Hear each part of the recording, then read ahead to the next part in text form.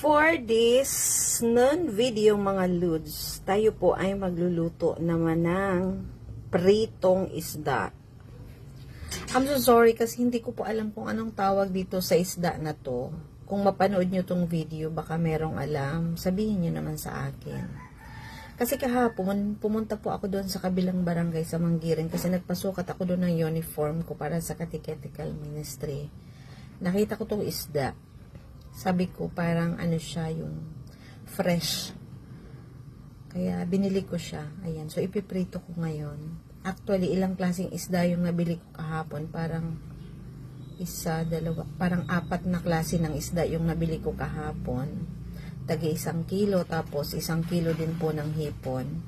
And ito yung isang klase. Pero hindi ko alam kung anong pangalan. Ang sabi nung binilhan ko, okay daw to na parang sasabawan mo siya or isisigang. Pero parang gusto ko kasi ngayon prito dahil naamoy ko dun sa kabila sa kantin. Nagluto sila ng laing. Sabi ko, bibili ako ng gulay na laing. So ito na lang yung aking ipiprito para sa pananghalian ngayong tanghali. At sa pagpiprito, mga Lods, asin at paminta po ang aking panimpla. So, magprito muna tayo mga Lods.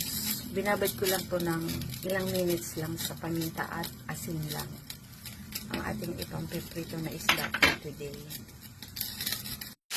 So, yan. 3 muna yung inuna ko na ilagay sa kawali. Luto na ang ating prito. Bibili na lang po ako ng gulay sa kantin.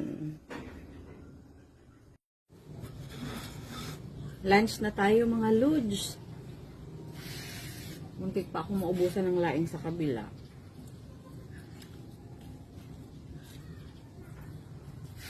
Dami ang kanin ko ngayon. Gutom kasi ako. Dami kong ginawa. Prito lang ako ng isda. Nakita niyo naman. This is the brown rice we usually take here home.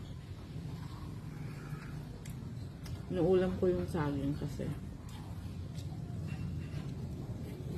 kunti lang yung nakuha akong laing na naubusan ako sa kantin.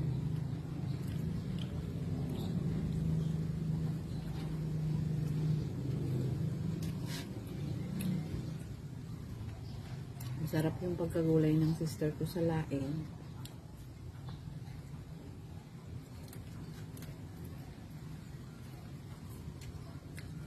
Dami po. Parang maliliit na ako.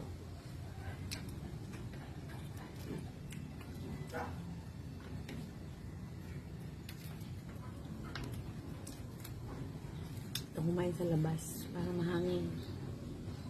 Sa loob ng bahay maalinsangan.